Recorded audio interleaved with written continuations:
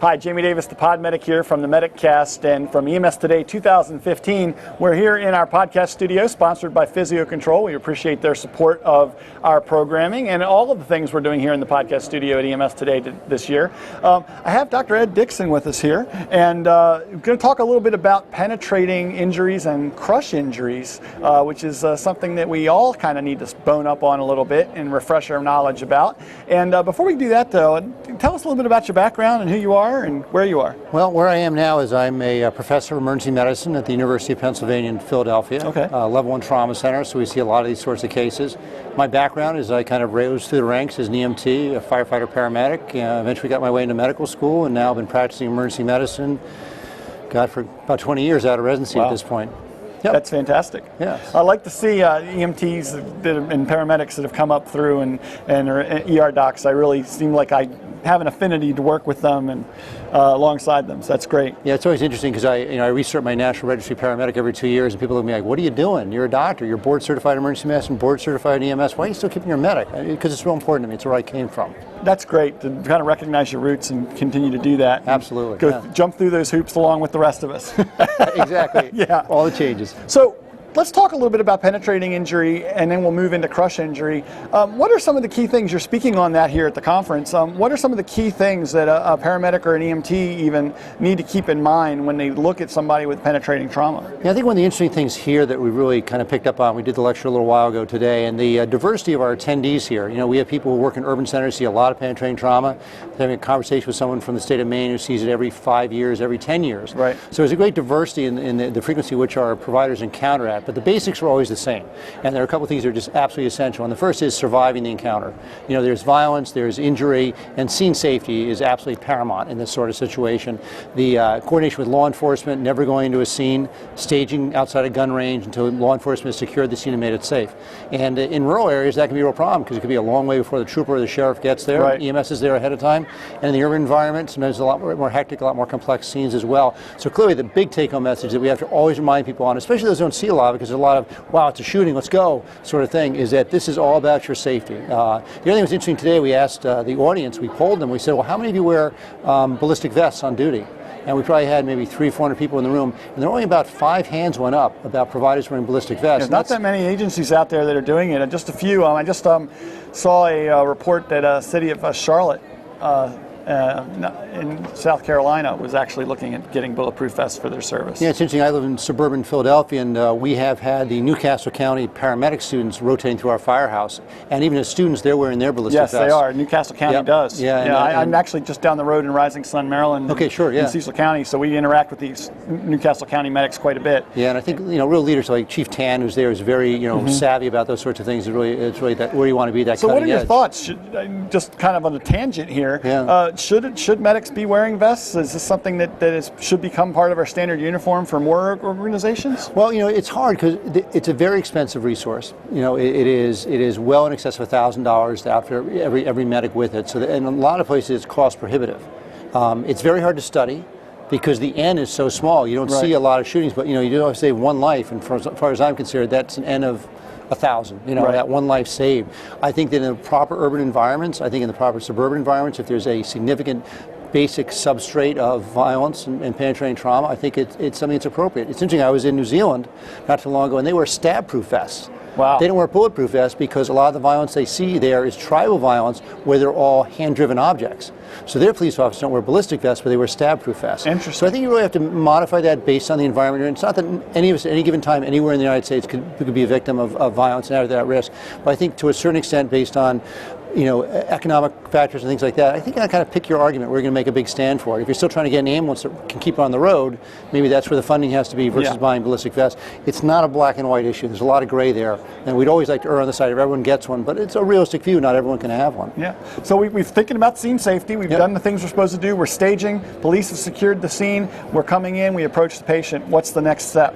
Well, I think even before you get off the truck and you're moving in, you're thinking about, I had a shooting just about 3 weeks ago at home, and I was staged with the EMS units, and you're thinking in that moment, waiting for that call to say it's clear, move on in. But you should be thinking about, even before you leave your rig, what you're taking in.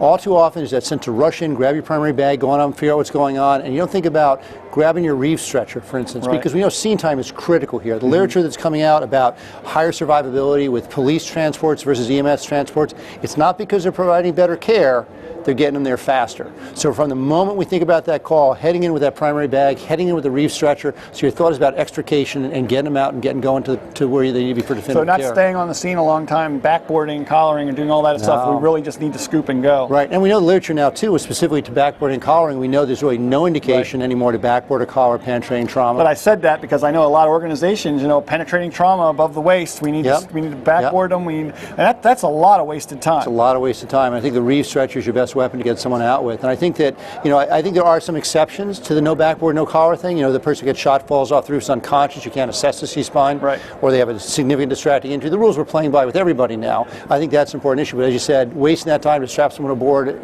KED, immobilize, whatever it happens to be, that's not what this is all about at this point. So again, from the moment you get there, the concept, we're moving off this scene. No dilly-dallying, starting the IV. It's really about the airway, breathing, and circulation inside, controlling hemorrhage, maintaining the airway, ventilating as necessary, and getting going with the patient. So we transport them. We're going to do all our key interventions on the road once we've done those life-saving interventions on the scene. Get them into the back of the unit. We're going to start our IVs, then transport, and then we need to get them to the definitive care center, and that's where we next fall down, I would imagine. Well, there's a lot of challenges. I think that one of the things we talk about in the lecture is always presume the worst. Always presume that any injury, any penetrating injury, is the real deal. And that's why the National Trauma Triage protocols talk about proximal to the elbow, proximal to the knee. That even if it looks like a nothing, it's still a major wound, and we got to be very attentive to those issues.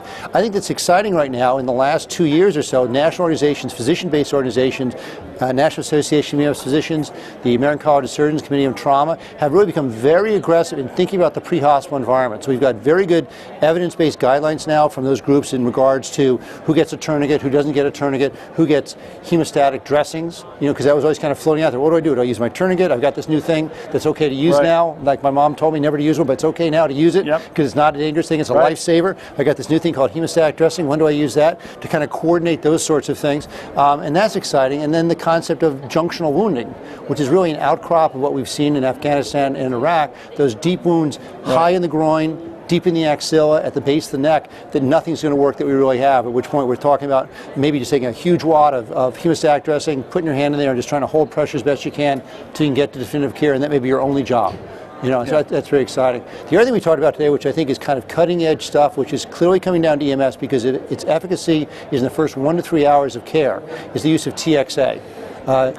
Using the product TXA, which is a very inexpensive antifibrinolytic product. So the point is here, it fights the body's normal desire to break down clots. And the expert, the models looking at large studies internationally, 25 or so thousand people or 22,000 people in the study, about a 2% survival rate, increased survival rate for people who are obviously in hypovolemic shock or bleeding who have a mechanism. That's pretty exciting. And even those... And people say, well, 2%, it doesn't sound like a lot, but no, that in 100 people, that's 2 more people that have lived. Right. That's a significant number. Right, and in 20,000 people, do the math. Yeah. And it really does matter. And it seems like also in our experience, even with our most sophisticated trauma care, where patients are receiving massive transfusions, they're getting platelets, they're getting fresh frozen plasma, they're getting unit upon unit upon unit of blood, it's even more effective in that realm. And the key thing here is it's only effective if you give them the first 1 to 3 hours. So it's clearly a tool for us in EMS. For our rural providers, we got to think about it being out there. And it's only it's only $100 and some a dose. It's not outrageous. It's an intravenous thing. You give a gram of it over 10 minutes, slow IV push, and then they continue in the trauma center. We have it on our helicopter program at Penn Star in Philadelphia. We have about 6 aircraft. We actually are kind of strange how we use it. We have to pick, if we're going to use it, we have to pick the right patient, but then we look at where's the patient going, because some trauma centers don't use it yet. I'm not going to have my crews give it to arrive at a trauma center that's not going to continue the infusion, so you have to kind of modify as you use it. But I think that's a very exciting, with high impact pre-hospital care that can really make a difference in these patients. So I think that's kind of exciting. Yeah, I think it's really exciting. Coming in. So in 5 years we'll have this talk and you can say, yep, we were right, or we were totally wrong. Like all good evidence, right? We'll have to see where it goes. But for now, it's out there. It looks promising. Yeah, absolutely, yeah. So let's shift gears, look at crush injury, which is a different type of severe injury that we need to be really aware of. Yeah. We've seen, whether it's from a collapse collapse and being trapped or something of that nature, or crush injury from even a blast or something like that, I would imagine. So how do you define a crush injury? Well, I think there are two major definitions that everyone has to kind of wrap their heads around. One issue is a crush injury, which is really the effect at a local level you get in that arm or that leg that's compressed and entrapped. That local milieu of things can go on, such as compartment syndrome, wounding, hemorrhage, those sorts of things. So that really is the crush injury. And to that, that's a limb-threatening emergency, potentially. You can lose an extremity over that sort of thing. But really the more complex sort of milieu here is crush syndrome, which is not what happens when it's crushed, but when you release the limb and you get these systemic manifestations. All that junk, all that cellular nonsense just all gets that evil sucked into the humor body. sitting in there, all that acidosis, all those vasoactive products. It's that which is actually truly a life-threatening emergency that happens that fast. So I think a lot of what we talk about in our lectures, is educating to talk about what crush injury is, what crush syndrome is, but then broadening and realizing that things change very rapidly in those scenes, and it has a lot to do with reperfusion. Once that arm gets released, what are the consequences? And that's really an area where, again, we don't see a lot of it. Probably most people see more pan-train trauma. They really see these big crush syndromes that you really need to have your head screwed on correctly. In fact, what really spurred me to do this talk was I got a phone call at about 7 o'clock in the morning, woke me up from one of my rescue squads saying, we got this guy, he's trapped. And they said, should we give him bicarb? Should we give him calcium? And also I had to turn my head on and go, I don't do a lot of those. So let me focus my head. What should I be ordering here? Because I don't see a lot of that. Even in a big urban trauma center, we simply don't see a lot. So it's a much more lower sort of frequency event, but very complex in a place where ALS care is very important, as is BLS care in that scenario, to try to optimize survival. So what are those next steps? We free the limb, we get that reperfusion happening. Now we're going to have this sudden flood of toxins back into the systemic circulation. Well, I think we need to slow it down a little bit, because obviously scene safety is a big part of this. We talked about that with penetrating trauma, right? Obviously they're in a situation, we don't want to be climbing down into the trench with them without the proper tools and anything like that. The scene is made safe, and that's critical. And there's a lot of time sitting around twiddling your thumbs waiting for that to happen. That can go on for quite a while.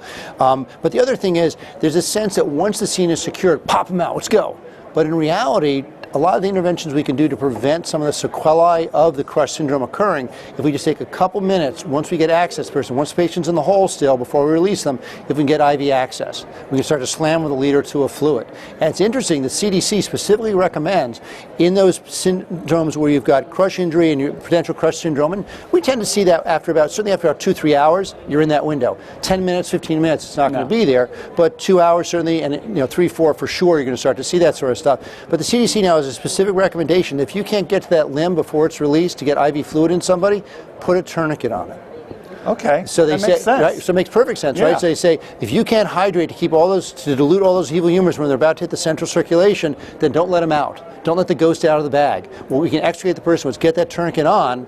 Let's crank it down. Now let's get them out. Now let's fluid resuscitate them, and then we can release the tourniquet. Who the heck cares? It's been stuck in there for 4 hours. What's another 15, 20 minutes? Get them to the hospital and let the hospital work on getting that, be prepared for that release with all the facilities and resources they have. Exactly. And in the meantime, you're starting fluids, you're monitoring the heart and stuff like that. You're getting the process going. Right. So but again, you're not just saying, oh, they're out, quick, get them out. There's some time to repair. You got a moment there. And that is a real issue of careful coordination with the incident commander. Because the incident commander is thinking all about getting them out. You've got fire there they're involved in the actual rescue portion of it. You've got to make sure that medical command is actively involved in the process. And you're whispering in the ear, saying, I know you're going to have them out in a second, but I want to get in that hole before we pop them. I want to get this line in. I got to give them a couple liters of fluid if I can. If they're assuming they're stable enough to wait for that time. So it's a constant kind of that unified command model of having good interaction there. But I haven't, talking about crush syndrome, I haven't heard that thought of putting a tourniquet on the limb and controlling the release for later, if you can't get the fluids on board. But what's interesting too is that it's kind of problematic on the other side too. You've done all the right things, you put the tourniquet on. What happens when you roll into a trauma center with a tourniquet on somebody? And they go, what's this doing here? What are you thinking? So again, when you get to the trauma center, trauma surgeons don't see a lot of it. No. When you walk through doors, you can say, Doc, listen, this tourniquet's on for this specific reason. Please don't take it off. You understand why I put this on. This is our guideline because we've only got 500 cc's of fluid in this guy. He needs another liter or two before I would think about releasing that. And so, and again, because you may catch the trauma surgeon off guard, or the ED attending off guard, or the ED resident off guard, because they think a tourniquet, I don't see any bleeding here. Right. There are abrasions on that arm. What are these guys thinking? Yeah. So I think it's another important part of communication. And you're right. You have to communicate, and that's something that I'm a big proponent of. Is if you have an opportunity, getting to know your ER docs in your community, and getting to know how to talk properly to your trauma center, so that they know what you're sending in, they know what to expect. Right. You give them that heads up. Because of suspected crush injury, I have applied a tourniquet. Right. Caution is suggested before you release it. Yep. And then they've got the heads up. They know what's coming in the door. Right. That's so important. Yeah, absolutely. Communication. I mean, think about all the bad things that ever happen, all the things, maloccurrences that happen, bad things that I go, we didn't know. It's all about communication. Well, Ed, I want to thank you very much for coming on the show. Thanks for the time. This has been a great talk. I think we could probably talk about this for a lot longer. We can go on for a long time. Yeah, we could. But thank you for coming on. If people want to reach out to you, where can they find you out in the wild? Are you available? So I'm on the web through the hospital, the University of Pennsylvania, Department of Emergency Medicine. I'm on that website. Yep. Fantastic. You can find my link there. I'll make sure I put a link in the show notes for this episode to that site, and they can find you if they have any questions, or maybe want to have you come in and talk about this. Great. My pleasure. Great. Thanks so much. And I want to thank all of you for checking out this episode here at EMS Today 2015. We want to thank GEMS, EMS Today, and of course Physio Control for sponsoring our podcast studio and giving us the opportunity to bring people like Dr. Dickinson here to you here in the show. So check it out. More available for you over at mediccast.tv.